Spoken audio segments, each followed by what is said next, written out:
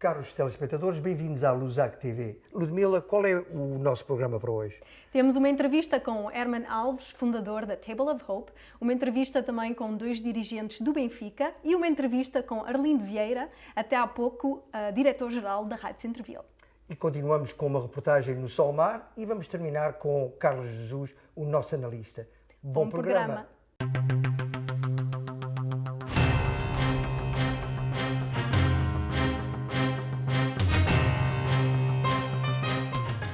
Temos hoje nos nossos estúdios Arlindo Vieira, conhecido membro da nossa comunidade, advogado e desde há muito implicado tanto a nível social como político na sociedade quebequense. Arlindo, boa noite e bem-vindo ao nosso programa da Lusac TV. Boa noite, Carlos. Boa noite, senhores telespectadores. É um prazer estar aqui. Muito obrigado. Gostaria de começar por lhe pedir que nos fale um pouco da sua vinda para o Canadá. Como é que foi a sua vinda? Quando? Porquê? Como é que foi esse... Isso vai ter que ficar para outro dia, porque é uma história muito complicada. Uma grande história, mas brevemente. Eu cheguei cá em 73, e fundamentalmente por razões, digamos, políticas. Foi sempre o meu fraco, eu sempre me interessei pela política. Neste caso, por oposição à guerra colonial, e eu decidi que não fazia a guerra colonial e vim para cá, mas já tinha cá ligações familiares. Nessa altura. Bem. E com que idade é que veio para cá? 21, estava na altura da tropa. Então, fale-nos, portanto, do seu percurso político um pouco aqui, desde que chegou cá. Qual foi o seu percurso político? O percurso político teve a ver com a profissão que eu acabei por escolher, que foi a advocacia, o direito. E pelo facto de fui de facto o primeiro advogado no Quebec, de origem portuguesa. Portanto, em 1980, felizmente agora já temos muitos, já posso fazer outras coisas porque já tenho bons substitutos. E isso teve a ver pelo facto de eu ser o único advogado na altura, que um político que era muito conhecido, a comunidade portuguesa vai se lembrar, que era o Geraldo Godin, precisava por vezes de... as pessoas iam vê-lo com certos problemas e ele dizia-me: é mais um advogado que pode resolver isso. Em últimos certos casos eu posso fazer uma intervenção política, mas muitas vezes aquilo tinha mais a ver com situações do foro civil e dos tribunais e coisas assim. Sei lá, por exemplo, um acidente de trabalho, uma coisa assim, que iam vê-lo, mas depois precisava de um apoio de alguém que desse um seguimento a nível legal. E ele andou à procura e não teve que procurar muito tempo, nessa altura só havia eu.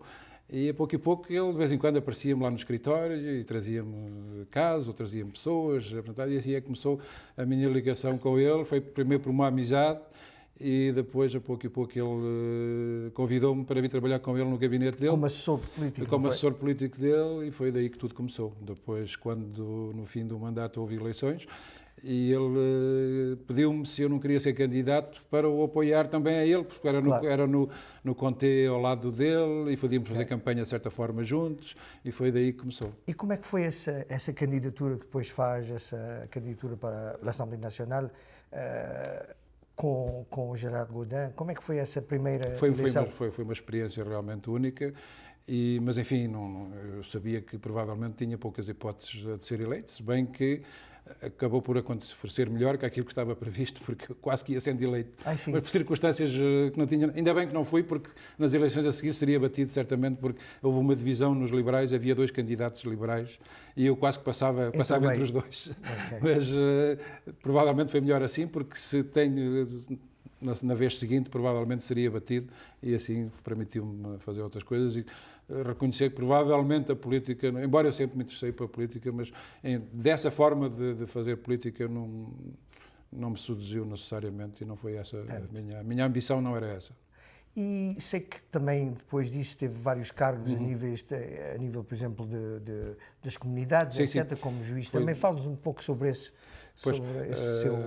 Pois, tem tudo a ver que, a dada altura, realmente fui, de certa forma, tornei-me conhecido, e, a dada altura, propuseram-me para, entretanto, a seguir, como tinha trabalhado no Ministério da Imigração, eu comecei a fazer muito ligado a questões de imigração, de refugiados, etc.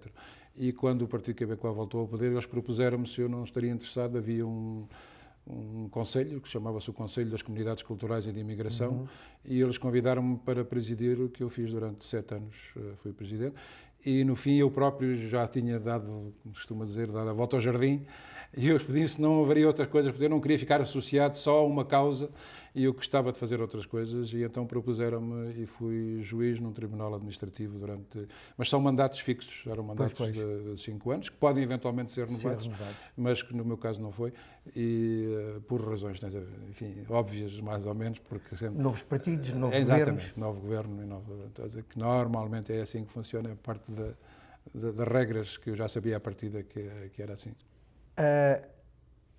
A partir de, creio que há 2 anos, finalmente foi nomeado para o cargo de diretor-geral da Rádio Centreville. Fala-nos um pouco sobre a Rádio Centreville, o que é que encontrou lá a nível do grupo português. A Rádio Centreville é um projeto que eu sempre me interessou. Eu tive praticamente no início da rádio, nos anos 75, vai fazer 39 anos brevemente, no fim do mês de janeiro, que a Rádio Centreville começou a emitir e tem estado sempre em permanência, e é um projeto realmente que eu sempre, para além de todas as minhas atividades profissionais e políticas e outras, sempre tive ligado a diversos organismos comunitários e sempre me interessou. E o projeto da Rádio Centreville é um projeto único, é um projeto muito interessante, que dá oportunidade a diferentes grupos que emitem diferentes línguas, é uma rádio única. Existe um outro caso na banda AM, mais ou menos semelhante, mas que é um projeto privado, mas enquanto rádio comunitária é um projeto único, que é muito interessante, que dá a voz àqueles que não têm outra oportunidade e que muitas vezes jogam um papel muito importante a nível da integração de muitos grupos comunitários. Portanto, nós emitimos em 8 línguas, o que realmente é um pouco... pode-se assemelhar talvez ao vosso projeto agora aqui, mas em termos da televisão, e que ao longo dos anos realmente desempenhou um papel muito importante. Mas que no caso português passou por diversas vicissitudes e dificuldades, e no momento em que eu cheguei, e foi essa uma das razões em pouco que me levou a implicar e que pediram se eu não podia dar uma mãozinha para tentar reanimar um pouco a equipa portuguesa, que estava praticamente para todos os efeitos moribunda. E foi esse um dos objetivos com que eu voltei para a rádio, me liguei ao programa.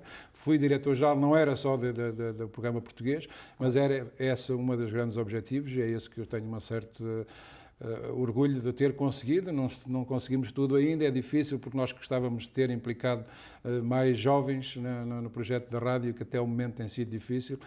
Um pouco, alguns têm participado, mas ainda não estão em ondas. E nós gostaríamos, esse que era um dos objetivos, mas, enfim, a equipa foi reanimada e hoje nós temos emissões todos os dias, exceto ao sábado, portanto, de domingo à sexta-feira, das 5h30 às 7h30, e aos domingos das 4 às 7. Um programa onde já temos um animador live e põe-nos ao corrente das notícias e da música portuguesa. Suponho que é um projeto que para muita gente ainda significa muito, e era pena que nós não nos ocupássemos dele e que o deixássemos morrer. A rádio em si não penso que esteja nessa situação, que vá morrer, e é por isso que, de certa forma, era um projeto que era pontual, que era temporário para mim, e que chegou ao fim, no que me diz respeito, mas a rádio vai continuar e a rádio vai certamente melhorar. Eu penso talvez poder colaborar de outras formas agora com a rádio para que as nossas emissões em língua portuguesa continuem e se melhorem ainda. E talvez possa dar, agora que estou desligado, ou que vou estar a partir de agora, a partir de hoje, foi precisamente hoje o meu último dia. O seu último dia hoje. Foi hoje, e que eu posso colaborar de outra forma, que não estava muito ligado depois a questões administrativas que não me interessavam já talvez tanto do ponto de vista pessoal. Mas, enfim, foi um projeto, digamos, de pré-reforma que foi muito interessante, dada a vocação da rádio, uma espécie de culminar de toda a minha...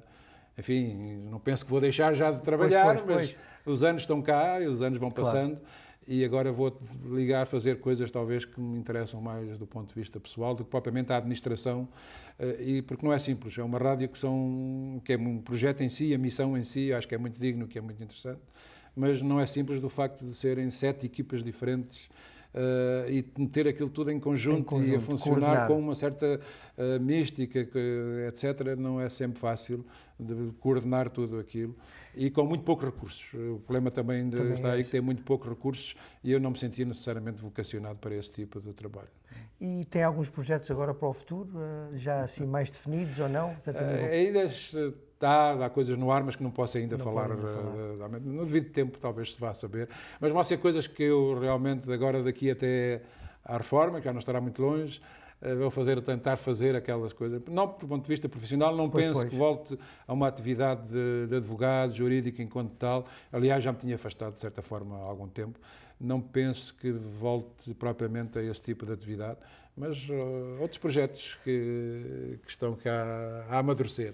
Bem, não vou deixar para ti sem lhe falar um pouco sobre o momento atual, sobre o momento controverso hoje aqui no Quebec, sobre a Carta da Laicidade. Qual é a sua visão? Não me faças escorregar mais, hoje escorreguei tanto por aí nas ruas, nos caminhos. Qual é a sua opinião sobre esta controvérsia sobre a Carta da Laicidade, sobre a necessidade dela ou a não necessidade dela, ou como é que vê esse problema? Eu penso, no conjunto, eu identifico-me com muitas coisas do que está previsto, mas acho que há outras que não eram necessárias e nem penso que elas vão ser realmente implementadas. Compreendo-as, tem mais a ver, penso eu, com uma análise política, com uma questão de reafirmar uma certa identidade, que é aí que estão os votos, uma grande parte dos votos do Partido Québécois, e penso que foi feito um pouco mais com esse objetivo, mas tenho muita dificuldade em...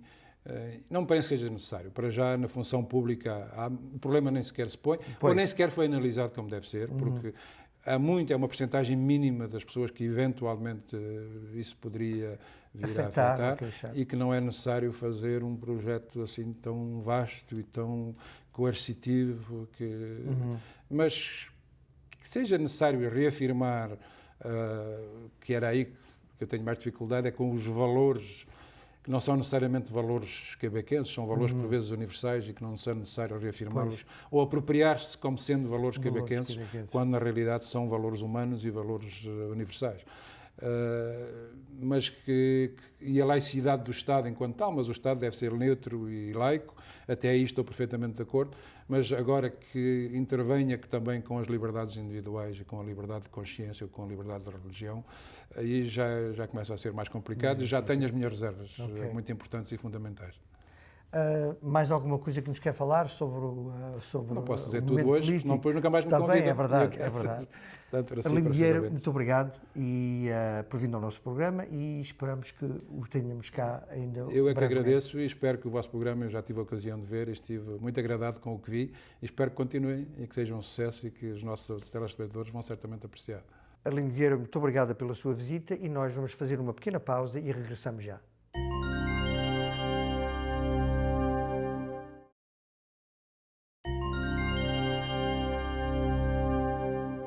Tenho o prazer de receber na Lusac TV Herman Alves, fundador da Table of Hope. Boa noite, Herman. Olá, Ludmila. Está tudo bem? Tudo bem, obrigado. E tu? Sim, tudo bem. Então, como começou o projeto da Table of Hope?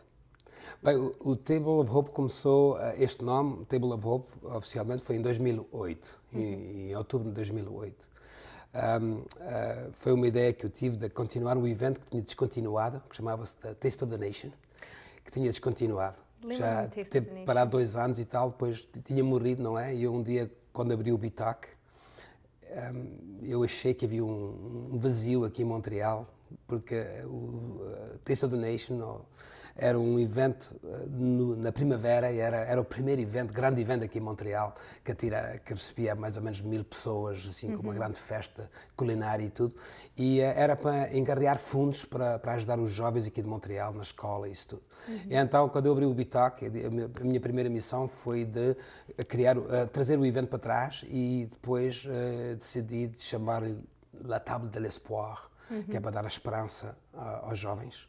E em inglês é The Table of Hope. Table of Hope. E Taste of the Nations começou em que ano? Oh my God, isso foi nos anos, talvez, de 1900 e qualquer coisa.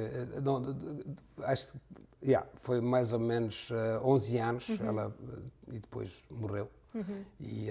E agora a Table of Hope já vai ser o nosso 6º ano. Sim, ok. Portanto, começou em 2008. 2008. E qual é o seu papel nesta organização? Bem, eu sou fundador e continuo com a organização. Até agora tenho sido presidente e o chefe organizador, não é? Mas este ano, derivado a outras prioridades, e eu decidi transferir a presidência a um indivíduo que faz parte do nosso comitê, que é o Jeff Brumer. E eu fico no comitê assim, para continuar a engarrear fundos através de um comitê que chama-se o Comitê Corporativo. E o que é que se passa nesse dia, Table of Hope? Bem, é um evento geniais aqui em Montreal. Este ano vai ser no dia 26 de maio de 1914, é uma segunda-feira. Vai ser no... 2014? 2014. Disse de 1914. 2014. Vai ser na Gare Windsor, na Sim. Windsor Station. É um espaço muito giro. Muito giro. E então, o nosso conceito é, nós convidamos os melhores restaurantes aqui de Montreal a participarem com as suas criações culinárias. Quer dizer, os restaurantes implicam os chefes deles para criarem novas receitas, e então eles dão um sampling, não é? Todos os restaurantes dão mais ou menos 1.000 a 1.500 bouchées, não é? Quer dizer, porções pequenas, mas as pessoas compram bilhetes para ir provarem o melhor dos restaurantes aqui em Montreal, e normalmente temos sempre à volta de 50 restaurantes. E são sempre os mesmos restaurantes ou varia de ano para ano? Bem, há os fidelis, não é? Que vêm todos os anos, não é? Como o Ribbon Reef, o Moishes, o Piment Rouge, mas isso fechou. Fechou, felizmente. Mas o Bitoque está lá sempre, mas o Bico já desde que existe, está lá sempre. Mas há outros que vão e vêm, não? Há uns que desaparecem, outros... Mas isto é mais interessante para os restaurantes novos, que é para se fazerem conhecerem.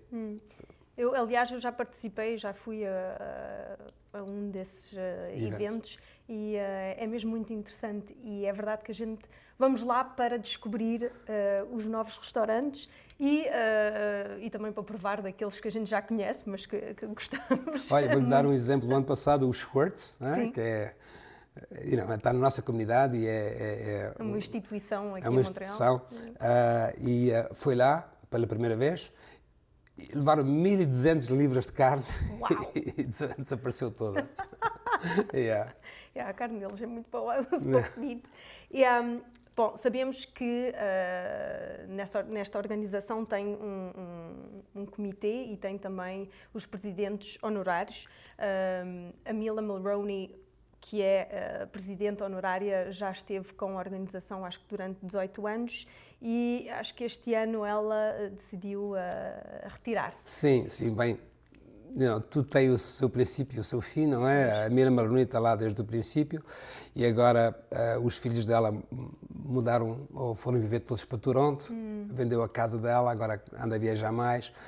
Mas temos outras pessoas que vão tomar o lugar dela, por exemplo, há 2 anos seguidos tivemos a Julie Snyder como presidente honorária, tivemos o Daniel Fournier há 2 anos, ele é o presidente do Ivanhoe Cambridge, que é uma divisão da Caisse do Depot. Quer dizer, há outras pessoas, este ano já temos 3 ou 4 pessoas que estamos a conversar, mas já outra pessoa vai tomar o lugar dela. Pois, mas ainda não está confirmado quem são as pessoas. Não. Também sei que o ano passado foi o ano em que angariaram um montante mais elevado. Qual foi esse montante? Bem, o ano passado, limpas, foram $210 mil. Ainda é muito dinheiro. No sarão, não é? Sim. Mas uma grande parte foi dons corporativos, não é? Como a SNC Lavalin, Red Pat Sugar, Caisse do Depot. E os fundos que são angariados revertem-se à organização Share the Warmth? Ainda tem uma ligação com a Table of Hope? O dinheiro vai todo para a Share the Warmth, que é em francês é Partage l'Espoir. É uma organização que já existe há 25 anos. Está na rua Wellington, em Point St. Charles, mas quer dizer, eles têm muitos programas, têm 12 programas para ajudar os pobres, não é? Todos os programas também é para ajudar os jovens em dificuldade. É sobretudo os jovens?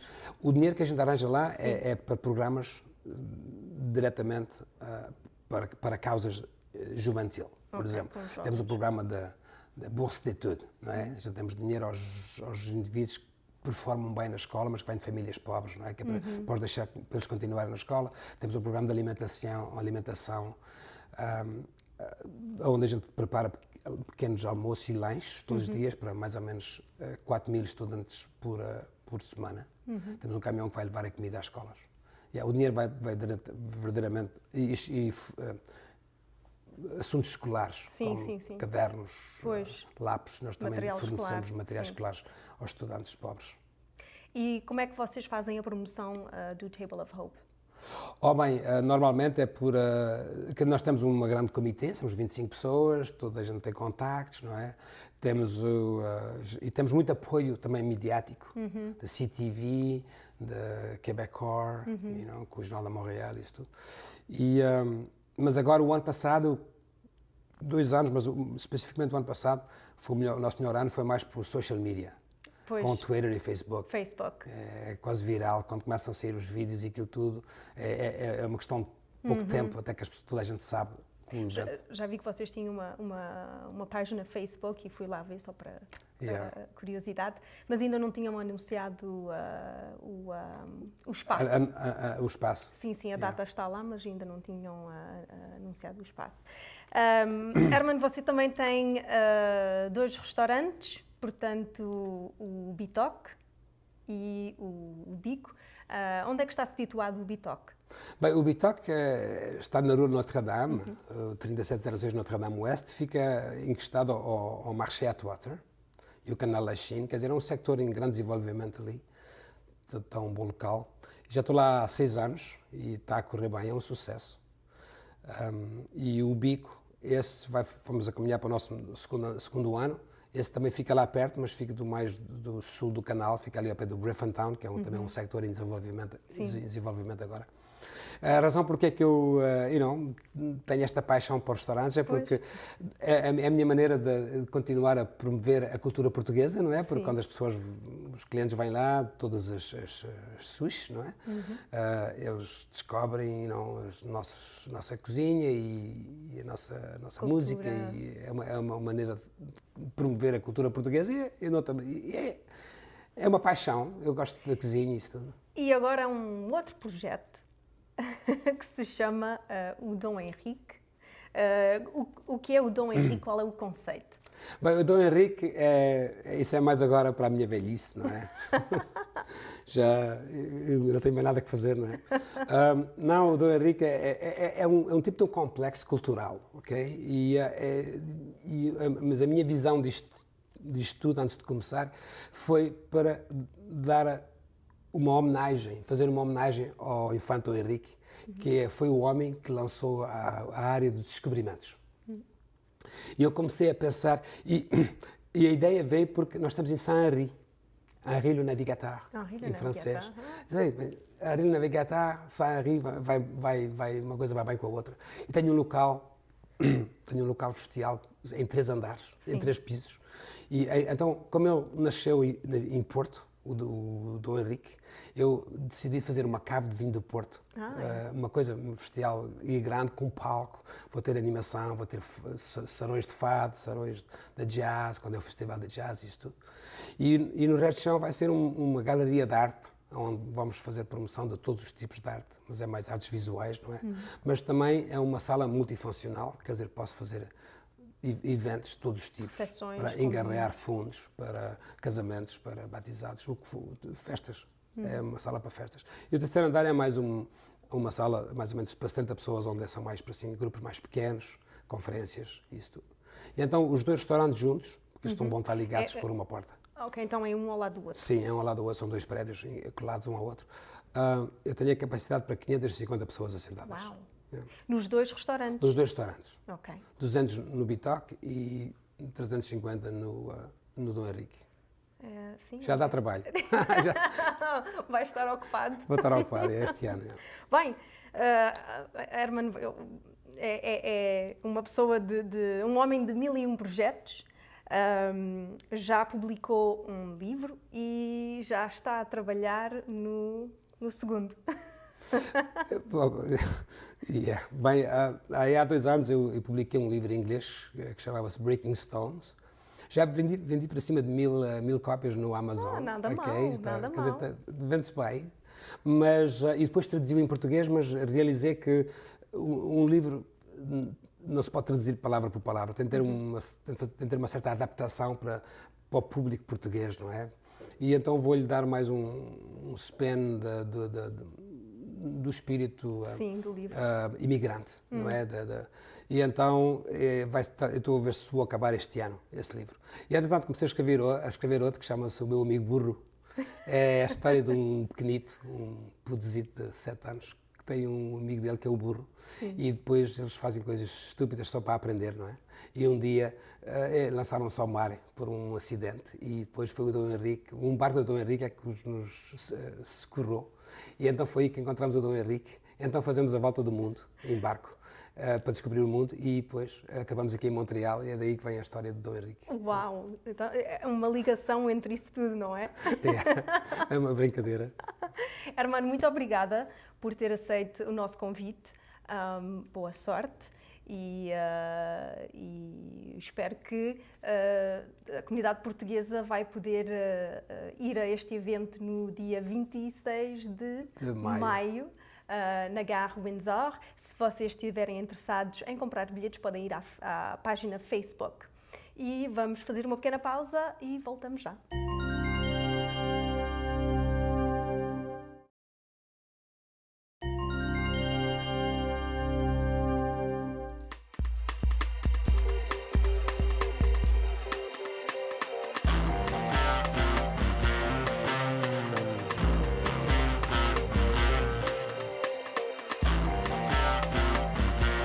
Acusam muitas vezes os jornalistas de só trazerem notícias más para o público.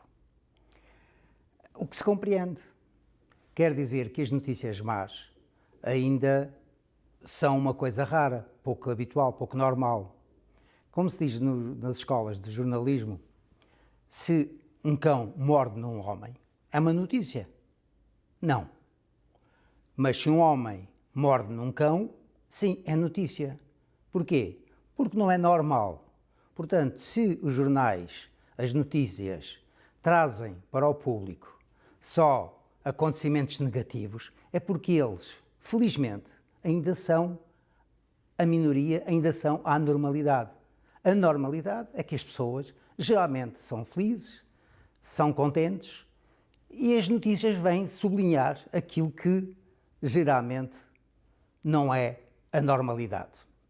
Faço esta introdução para quê?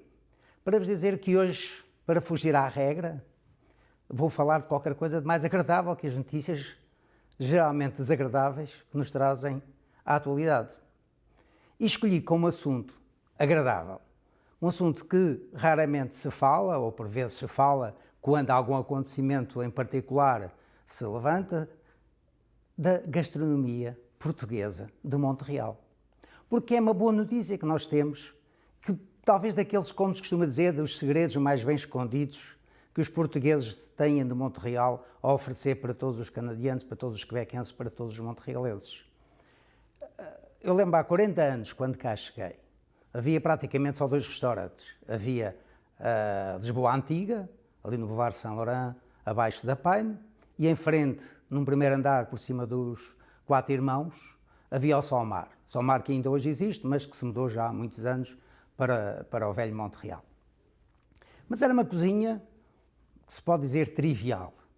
O Solmar do Sr. Dias pôs um pouco mais de empenho em afrancesar a nossa cozinha, com certos molhos de madeira, isto e aquilo e aquilo outro. Mas era o mesmo tipo de cozinha, afinal, que havia em Portugal na mesma altura, nos restaurantes em Portugal. Aliás, até ao 25 de Abril, pode-se dizer, a cozinha portuguesa era muito tradicional, era uma cozinha, como dizem os franceses, uma cozinha de marché, quer dizer, iam ao mercado ver o que havia como produtos frescos e fazia-se a emenda em função do que havia no mercado. Os restaurantes mais finos tinham um menu praticamente afrancesado, com os molhos bechaméis, as maioneses, enfim. Não havia propriamente, e não houve durante muitos anos, em Portugal, quase nenhuma inovação em termos culinários. Aliás, era também a percepção do público na altura, se bem me lembro, é que a cozinha portuguesa era a melhor do mundo. Toda a gente estava convencido que estávamos bem, que não havia a mudar. ainda me recordo, ainda não foi há muito tempo, uma pessoa amiga, a quem dei a provar aquela sopa tradicional da Nova Inglaterra, que é o clam chowder. Ela provou, ficou espantada e disse: mas eu pensava que as sopas portuguesas que eram as melhores do mundo. Isto é para vos dizer que quando nós estamos convencidos que somos os melhores, não há lugar para melhorar. Ora, foi talvez por essa razão, esses hábitos, que fez com que a cozinha portuguesa, durante muitos anos, fosse uma cozinha farta, abundante, como um cozido à portuguesa, como um leitão da barrada, como uma feijoada, como umas tripas, como uma açorda de sável ou de marisco.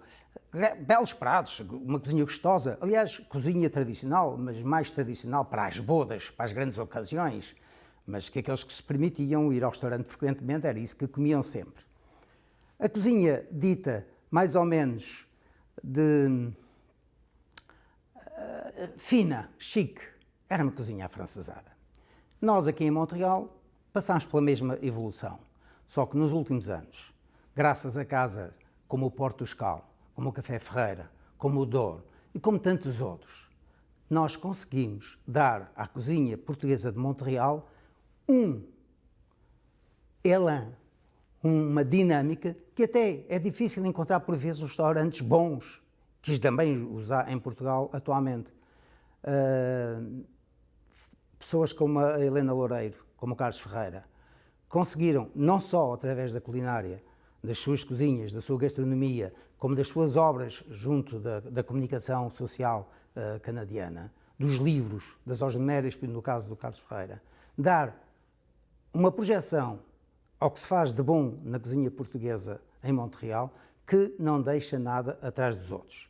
Eu já tive a ocasião de fazer algumas viagens gastronómicas, um pouco por todo o mundo, e posso-vos dizer que um jantar, não vou mencionar onde foi, mas um jantar que eu tive aqui em Montreal, num restaurante português, foi das coisas mais sublimes que eu já comi na minha vida, e posso-vos dizer que eu já vivi muitos anos e já passei por muitos lados e já comi em muitos lugares.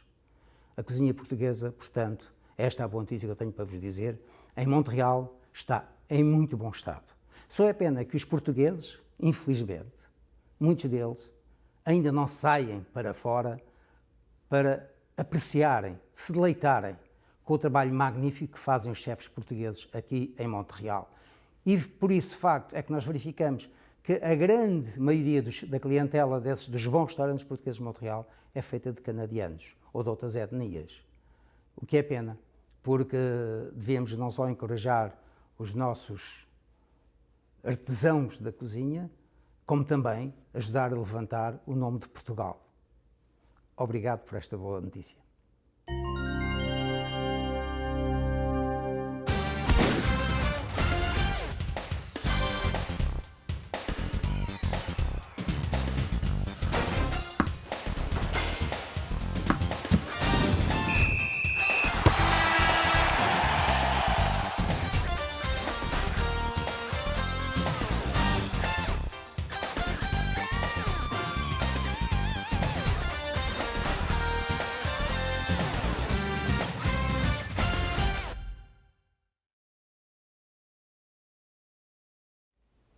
Já todos sabem que o Eusébio faleceu a semana passada. Para nos falar sobre isso, nós temos dois dirigentes do Benfica, o José Carlos Lobo, que é presidente, e o Carlos Fernandes, que é o vice-presidente. Boa tarde aos dois. Boa tarde. Então, qual é de vocês que vai começar por falar do caso do Eusébio? Falo eu. Olha, soubemos da notícia da morte do Eusébio no domingo de manhã, dia 5, e foi um dirigente do Benfica que telefonou para a minha casa a dizer da morte do Eusébio. Portanto, fiquei de rastos porque perdemos o símbolo do Benfica, o Eusébio era o símbolo do Benfica, e perdemos um grande desportista, um grande português. Para além disso, o Carlos Fernandes conhece pessoalmente o Eusébio. Não o conheço muito bem, tive 2 ou 3 vezes com ele em Montreal.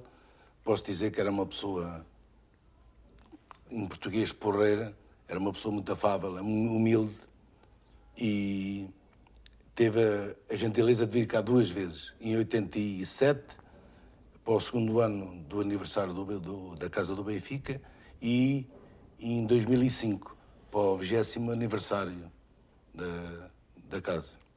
E ele reagiu bem quando foi convidado, ou foi alguém que o propôs que ele viesse, os dirigentes do Benfica em Lisboa? Pedimos na altura, a primeira vez o presidente era o Fernando Martins, tivemos que enviar uma carta e o presidente é que autorizou o Eusébio a vir. Portanto, não... Enquanto ele esteve em Montreal, quais foram as atividades que foram promovidas nessa altura? Ele veio para a inauguração da casa e depois realizámos um jogo com a casa do Sporting de Montreal. Na altura, o jogo foi no Molson Stadium e ele participou. Pedimos-lhe para participar, ele disse que não jogava. Mas acabou por jogar. E depois ele disse que jogava 10 minutos. Só que ao fim de 5 minutos já estávamos a perder 1-0 e ele disse, não, só saio quando estivermos a ganhar. E ganharem o jogo? Ganhámos 2-1. Ganharam 2-1 contra o Sport. Contra o Sport. Logo aí a rivalidade esteve Pois, mas presente. ele gostou muito do convívio na altura e brincava com os jogadores do Sport na altura. Pois. E na segunda vez que ele cá esteve, em que ano? Em 2005. Foi para o 20º aniversário. Okay. Veio à casa veio com o presidente Vieira. Veio com o presidente porque eles iam ter um jogo em Manchester e aproveitaram, fizeram a visita a Montreal e depois foram diretamente aqui para Manchester.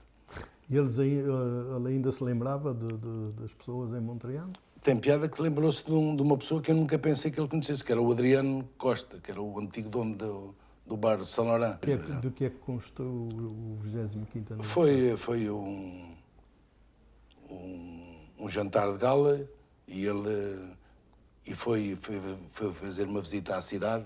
Foi recebido na altura pelo maire de Montreal, era o Gerald Tremblay, foi assinar o livro de honra. Foi assinar o livro de honra. Desculpa. E nessa altura eles também vieram muito por causa dos kits. Foi na altura que veio o Vieira e eles também para tentarem vender muitos mais kits. Pronto, para fazer... Mais sócios eles tentavam, exatamente, porque eles tentavam atingir os 300 mil sócios e foi por esse caso que o Eusébio também veio para dar uma força, não? Para se vender muito mais kits. Como é que os sócios do Benfica aqui em Montreal reagirem à morte do Eusébio?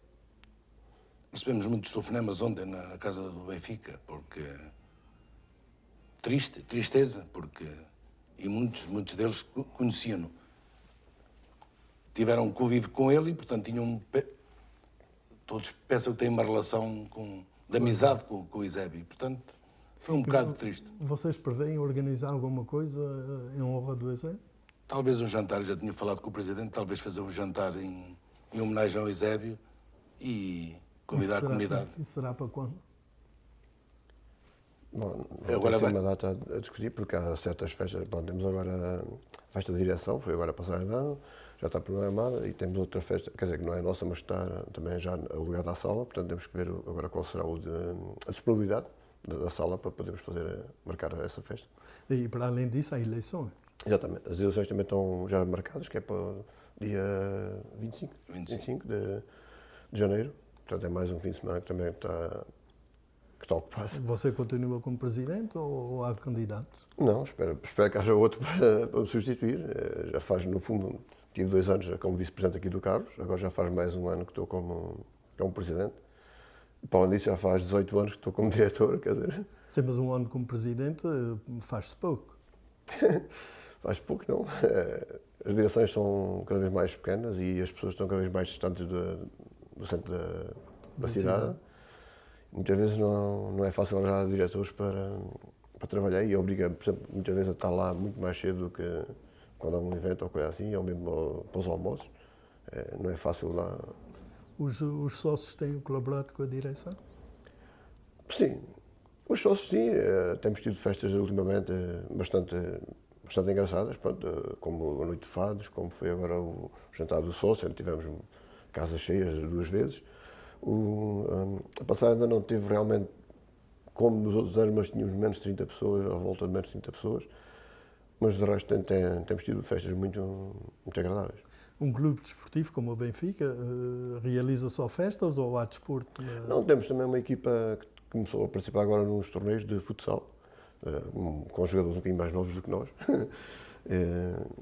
E temos lá o Rancho, o Folclore também, os campeões do Ribatejo, que ensaiam lá e praticam lá o Folclore. A juventude participa no Benfica? Sim. E para o futuro há projetos? Vai ter que haver, mas o primeiro projeto tem que se encontrar. Portanto, a cada ano tem que haver eleições, há sempre aquela instabilidade, mas há projetos que vão ter que se fazer, como por exemplo nós temos o teto da casa que tem que fazer uma reparação, e isso tem que ser uma urgência, praticamente uma urgência, porque penso que a próxima direção vai ter que o fazer, e isso acho que é o primeiro passo. A casa é vossa, suponho que está paga?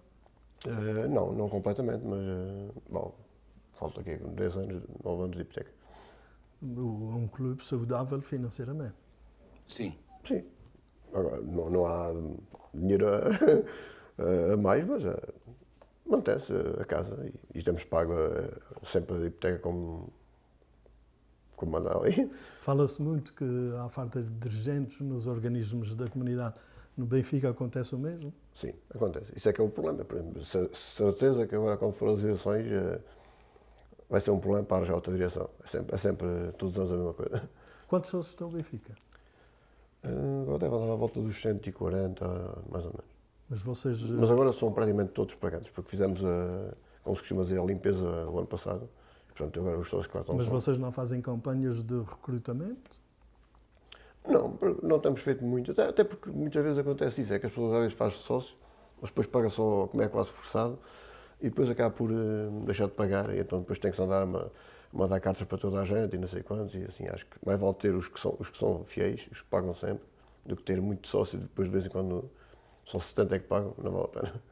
Em termos de futebol, porque o Benfica é futebol, vocês não pensam criar equipas de jovens no clube, para depois haver equipas de séniores no futuro?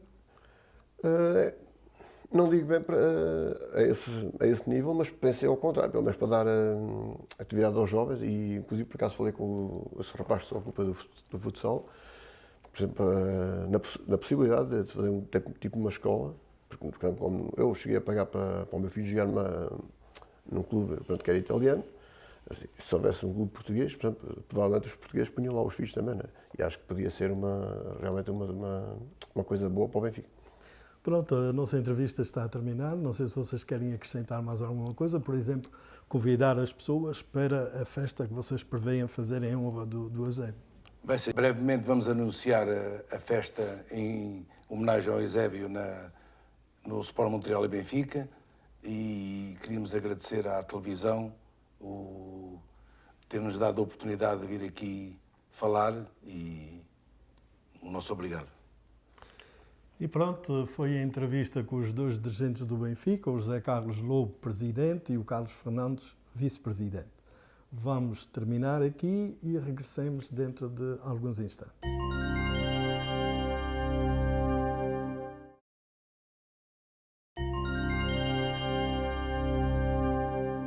Estamos no Solmar.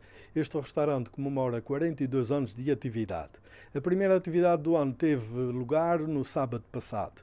Um jantar de gala e a habitual música com o trio de fadistas Marta Raposo, José João e Liberto Medeiros.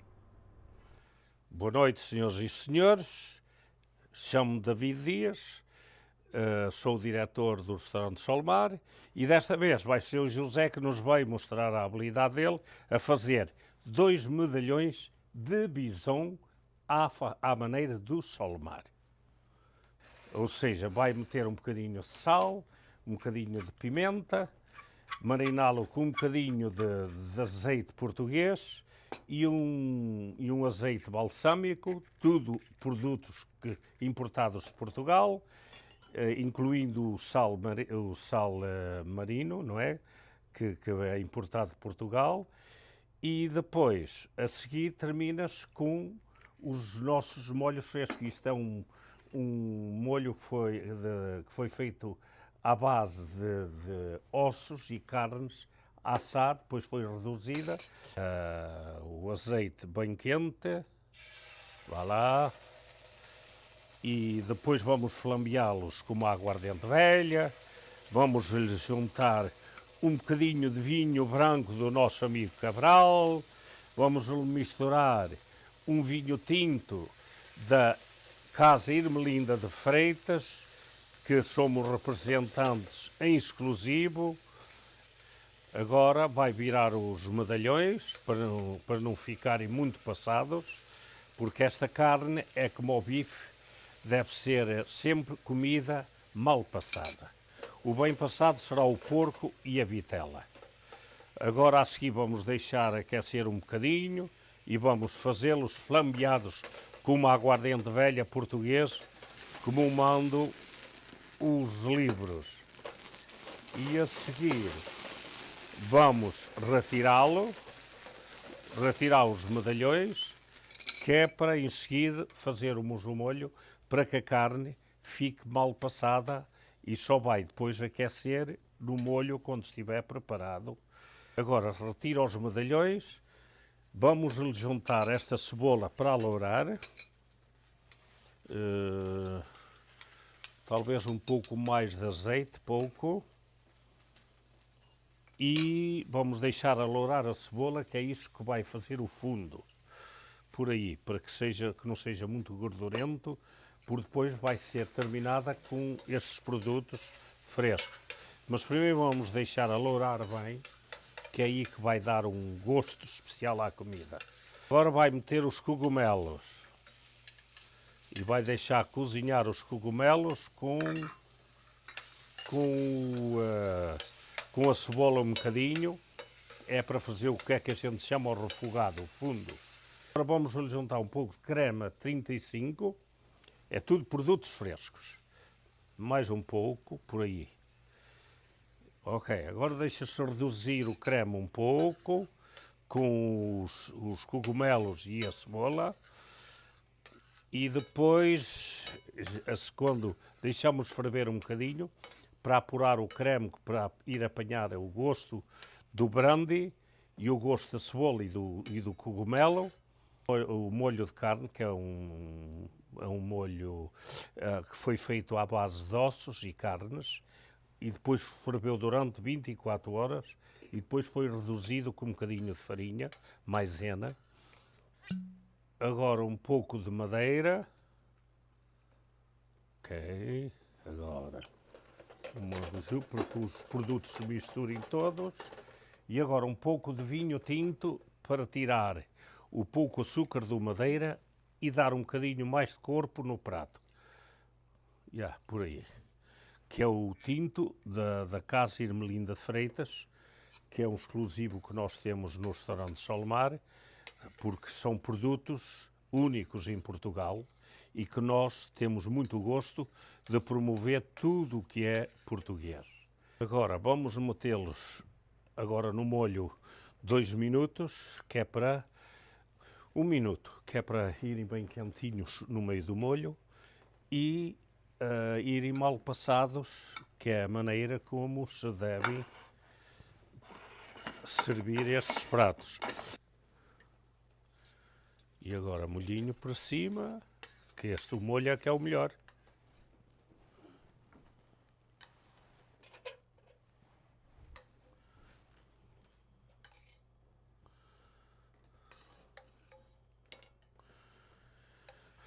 Portanto, são os medalhões de bison, podia ser de filé mignon, podia ser de vitela, podia ser de outra maneira, como outros pratos, como o camarão à moda madeira, os lobos de vitela, são pratos que podem, enquanto os cozinheiros na cozinha fazem aquela cozinha de fundo, à base de um bom arroz de marisco, com meio lavagante lá dentro, ameijos, mexilhões, camarões, etc., e outros pratos que são já mais que reconhecidos pelos clientes do restaurante Solmar, a quem agradecemos toda a colaboração.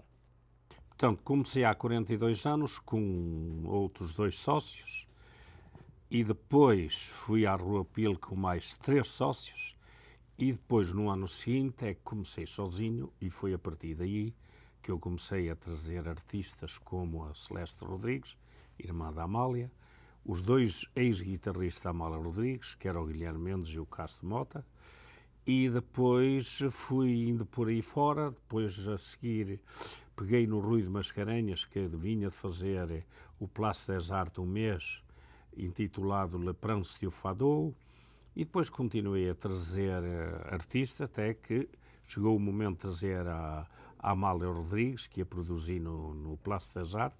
Já foram 2 vezes. Uma estava eu na São Laurent, onde ela atuou na sala do Solmar e na sala de recepções, e depois, ultimamente, quando ela festejou os 50 anos de vida artística, tive o prazer de a trazer outra vez aqui ao Solmar e ao Place des Arts. Foi a partir que eu fiquei sozinho que comecei a organizar os melhores festivais portugueses, que ainda continuo a usar. Na altura era muito mais forte, agora trago o artista, a cozinha cada vez é mais refinada, não tem problema. Portanto, um festival requer os arraiais e os festivais fazem-se com que é boa cozinha e bons artistas.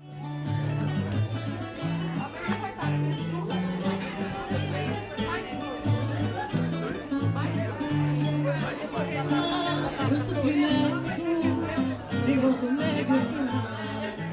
É cantar e do momento, ninguém se lembra do mar. Não custa mesmo nada, tentem fazer como eu. Uma guitarra afinada, uma voz bem timbrada e tudo esquecer. Quando a tristeza me invade, canto ao fado. Se me atormenta a saudade, canto ao fado. Acha-se uma vontade, canto ao fado. Por uma esperança perdida, não passo na vida, por um mau bocado. Se acaso a sorte esqueceu, é fazer como eu, deixo andar, canto ao fado. Não, é que não me interessa, a quem há dor não se arrisca. Mas há gente que parece que gosta até de andar triste. Tenha sempre um ar fatal, a que ninguém os obriga. Pois nesta vida afinal, vendo bem nada vale mais do que uma cantiga. Quando a tristeza me invade, canto ao fado. Se me atormenta a saudade, canto ao fado. Acha-se uma vontade, canto ao fado. Por uma esperança perdida, não passo na vida, por um mau bocado. Se acaso a sorte esqueceu, a fazer como eu, deixo andar, canto ao fado.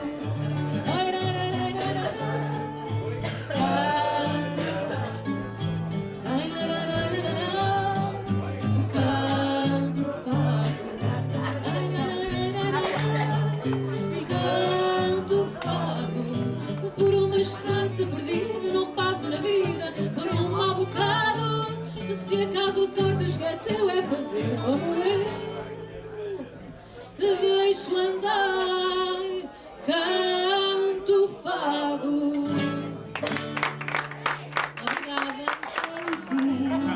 Obrigada. Ou então se nos teus olhos um jeito triste de olhar, poderei ser folha morta sem nunca tombar ao chão. E durante este ano já temos várias organizações. Durante o mês de janeiro temos o prazer de ter a Marta Raposo com o Zé João e o João Medeiros todas as sextas e sábados. A seguir, no São Valentim, já está o grande artista José Alberto Reis, que dizem eles que é o Júlio Iglesias português. Portanto, na altura do São Valentim não há nada como um artista desses para os românticos do São Valentim, não é? A comida, ou seja, a gastronomia do Solmar, eu insisto que se faça a mesma gastronomia com a qual eu comecei há 42 anos. Foi uma gastronomia que é à base de 50% da cozinha tradicional portuguesa e outros 50% uma cozinha clássica francesa que eu lancei à base dos grandes serviços onde eu trabalhei, incluindo o Ritz Lisboa e vários restaurantes de reputação, como foi o Fado, o Santa Amable, em Montreal. Da cozinha, fui buscar à cozinha clássica francesa uns produtos à base de vinhos do Porto, vinhos da Madeira, começados com azeites e terminados com os molhos frescos, porque eu considero que no mundo há 2, talvez até 3, cozinhas internacionais de grande nível, seja a cozinha francesa por os seus molhos e a nossa cozinha portuguesa, que só, como sabemos dos pratos de bacalhau, dizem eles, podemos fazer 365 pratos diferentes. E depois vem a cozinha italiana, também é uma boa cozinha, onde há muitas massas preparadas de todas as maneiras. São as 3 cozinhas que eu classifico. E eu continuo a pedir aos nossos chefes que vêm de Portugal que queremos a cozinha, a saber, a cozinha portuguesa no Solmar, e quando querem fazer uma cozinha mais diferente do Mediterrâneo, então que preparem esses pratos para servir na Sauvagine, que é um restaurante francês e do Mediterrâneo, para haver uma diferença. E assim termina o nosso programa da Lusac TV. Não se esqueça que a Lusac TV está no ar à segunda-feira, das 22 às 23 horas, com repetição ao sábado, das 11 ao meio-dia. A telenovela Bem-vindos a Beirais está no ar de segunda à sexta, das 6 às 7 da manhã, do meio-dia à 1 hora e das 17 às 18 horas. No canal 47, em sinal aberto, a Videotron no canal 16 ou 616 em HD, e na Bell Fiber no 216 ou 1216 em HD. Até para a semana.